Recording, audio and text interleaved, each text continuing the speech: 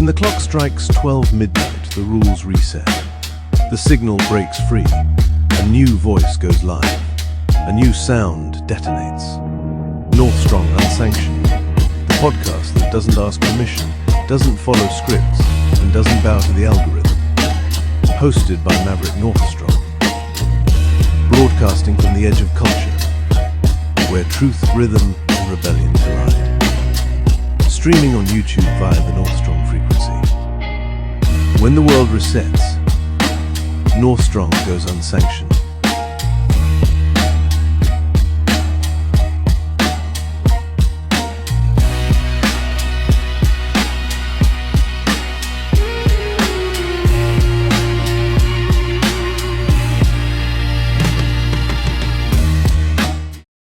Good evening.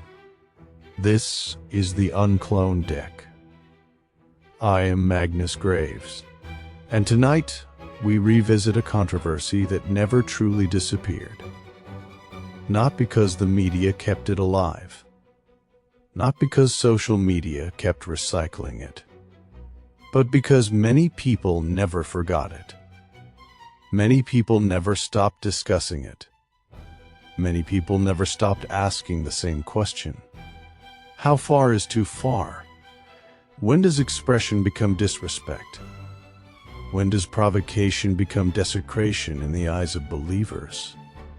And when courts speak, are moral questions automatically settled?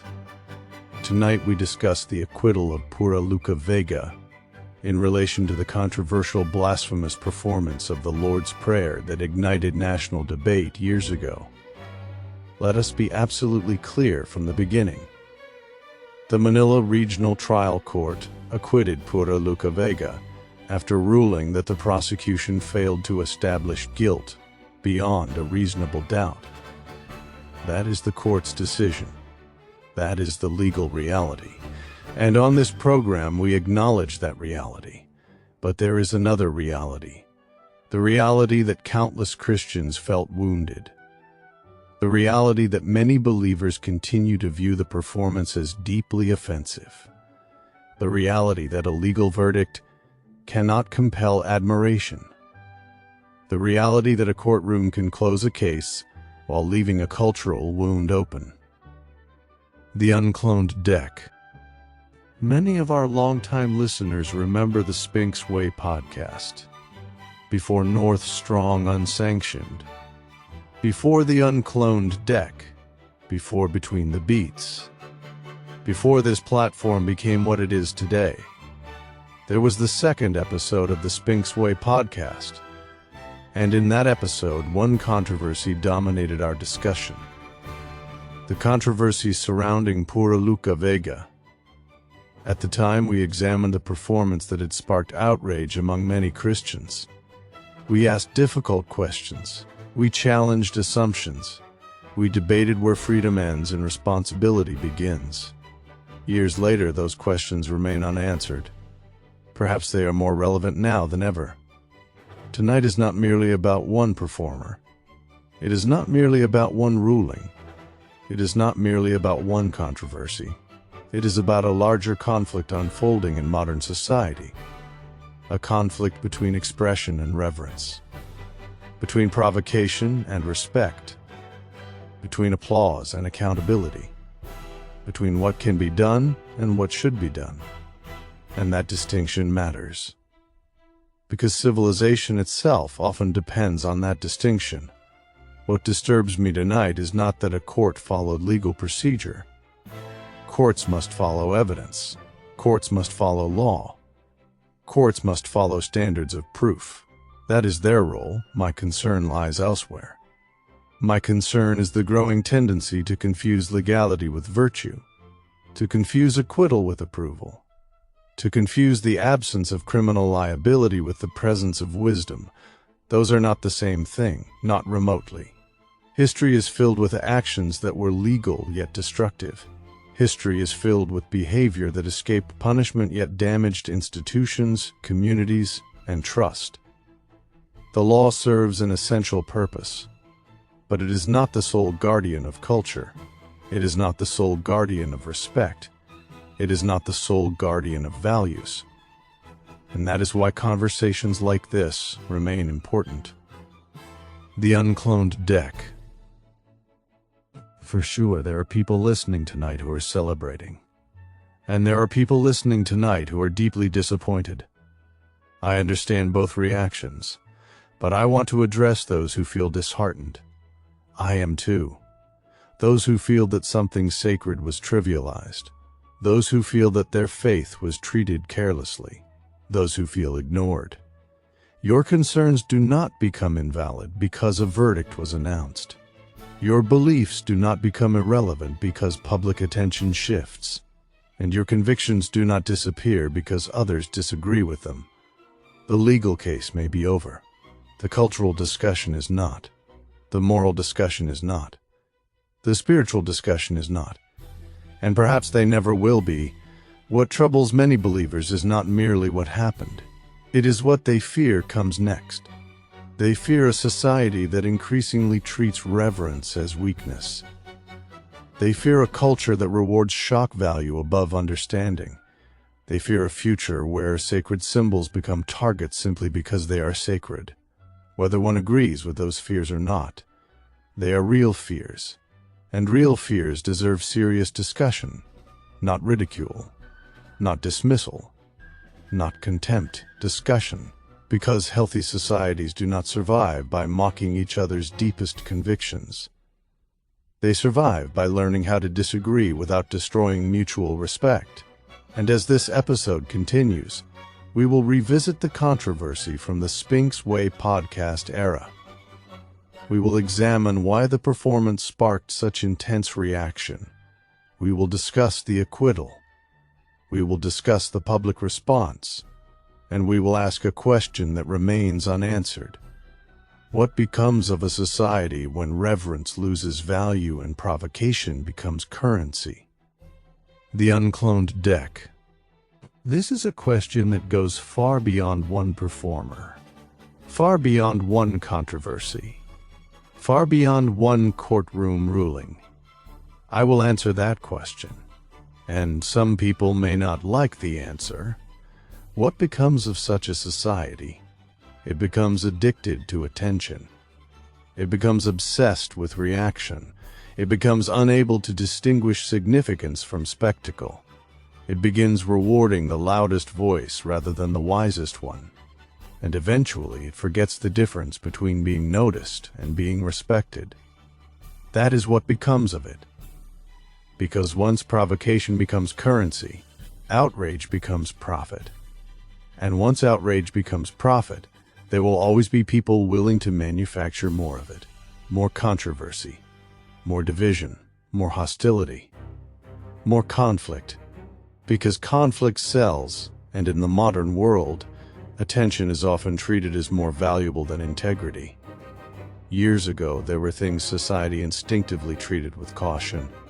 Religious symbols, national symbols, family traditions, community values, not because they were beyond criticism, but because people understood they possessed meaning. Today, however, meaning often competes against virality. And virality frequently wins, because meaning takes effort. Meaning requires understanding. Meaning demands reflection. Virality requires only reaction. And reaction is easy. Think about what social media rewards. Not wisdom, not patience, not humility. Reaction. The faster the reaction, the greater the reward. The stronger the outrage, the larger the audience. The more controversial the content, the more attention it receives. And after years of this cycle, an entire culture begins to change. People stop asking, "Is this good?" and start asking, "Will this go viral?" People stop asking, "Is this meaningful?" and start asking, "Will this get attention?" People stop asking, "Should this be done?" and start asking, "Can this be done?" The uncloned deck. Those are fundamentally different questions. And civilizations are shaped by which questions they choose to ask. This is why the controversy we are discussing tonight resonated so deeply. For many Christians, the issue was never celebrity. The issue was never popularity. The issue was never politics. The issue was reverence. The issue was whether sacred things still deserve special consideration in a society increasingly driven by provocation. And judging by the intensity of the reaction, millions of people clearly believed the answer was yes. Not because they demanded universal agreement, but because they believed some things remain worthy of respect. Now let me say something that may anger both sides. A court ruling can determine legal liability. It cannot determine cultural legitimacy. It cannot determine moral wisdom. And it cannot determine whether a particular act contributes positively or negatively to the culture around it. Those questions remain open. Those questions belong to the public. Those questions belong to history. And history is often far less concerned with legal victories than it is with lasting consequences. History remembers many people who won arguments. History remembers many people who won cases. History remembers many people who captured attention. Yet remarkably few of them are remembered with admiration. Because admiration is not earned through notoriety. Admiration is earned through character. And character is revealed not by how effectively one provokes, but by what one chooses to build. The uncloned deck. This is the danger of a society that treats provocation as cultural currency. Eventually, everyone becomes a performer. Everyone becomes an activist. Everyone becomes an influencer. Everyone becomes a critic. And fewer people become builders. Builders of families, builders of communities, builders of institutions, builders of trust. Because building is difficult, provoking is easy, destroying is easy, mocking is easy, creating something worthy of respect is difficult, and difficulty is rarely fashionable. So when I ask what becomes of a society when reverence loses value and provocation becomes currency, the answer is not immediate collapse. Civilizations rarely collapse in a day. Instead, they slowly lose their ability to agree on what deserves respect. And once that consensus disappears, division accelerates. Every symbol becomes contested. Every tradition becomes controversial. Every institution becomes suspect. Every belief becomes a battlefield. And eventually, people stop seeing one another as neighbors and begin seeing one another merely as opponents. That is the price. Not immediate destruction. Gradual erosion. The erosion of trust. The erosion of shared meaning. The erosion of mutual respect. And once those foundations begin to crack, repairing them becomes extraordinarily difficult. This brings us back to the controversy that sparked tonight's discussion. Not merely as a legal matter, not merely as a cultural dispute, but as a symptom of a larger question facing modern society. Can a civilization preserve freedom while still preserving reverence? Can it encourage expression without celebrating disrespect? Can it remain open without becoming cynical? The uncloned deck. Yes, but only if it remembers what freedom is actually for. Freedom was never intended to become an excuse for contempt. Freedom was never intended to become a license to disregard everyone else's convictions. Freedom was never intended to become a permanent state of cultural warfare. The highest purpose of freedom is not destruction. It is responsibility. It is the opportunity to choose wisely when no one is forcing you to do so. And that is precisely why these questions matter. Because the true test of freedom is not what people do when they are restricted. The true test of freedom is what people choose when they are not. Can a civilization preserve freedom while preserving reverence? Of course it can. For centuries, societies around the world managed to maintain both. People expressed ideas. Artists created works. Writers challenged conventions. Thinkers debated institutions, yet there remained a widespread understanding that some things carried profound meaning for millions of people. The existence of reverence never prevented creativity. The existence of sacred values never prevented discussion. What made coexistence possible was restraint. And restraint is a virtue that modern culture increasingly treats as weakness. But it is not weakness. It is strength. Because it requires self-control, it requires wisdom, it requires understanding that not everything that can be done must be done. The uncloned deck. Can society encourage expression without celebrating disrespect? Again, yes. And the distinction is remarkably simple. Expression contributes to society when it invites understanding. Disrespect contributes to division when its primary purpose is provocation. The challenge is not determining whether people have the right to speak. The challenge is determining whether society has become so addicted to shock that shock itself is now mistaken for substance. Not every controversial act is courageous. Not every offensive act is meaningful. Not every reaction is evidence of progress. Sometimes controversy merely creates noise, and noise should never be confused with wisdom. And finally, can society remain open without becoming cynical? This may be the most important question of all. Because cynicism is one of the defining diseases of modern culture. Cynicism teaches people to laugh at everything, to trust nothing, to believe in nothing, to respect nothing, to regard every tradition as suspect, every institution as corrupt, every conviction is naive, every expression of faith is something to mock rather than understand. And once cynicism becomes fashionable, reverence becomes embarrassing. Faith becomes embarrassing. Respect becomes embarrassing. Humility becomes embarrassing. Everything becomes a joke, until eventually society discovers that it has laughed away the very things that once held it together. This brings us back to the controversy that inspired tonight's episode. The legal case has ended. The court has spoken. The acquittal stands. That is the legal reality. But law and culture are not the same thing. And while the court's role is to determine whether guilt has been proven beyond a reasonable doubt, the public remains free to evaluate events through moral, cultural, spiritual, and personal lenses. Many listeners tonight believe the ruling was correct. Many believe it was incorrect. Many celebrate it. Many regret it. The uncloned deck. That debate will continue. But what concerns me more is whether we learn anything from it. Because if all we take away from this controversy is another victory lap for one side and another grievance for the other, then we have learned nothing. Nothing at all. What I see tonight is a country wrestling with a deeper question. How do we maintain freedom without losing respect? How do we protect expression without treating every sacred thing as expendable?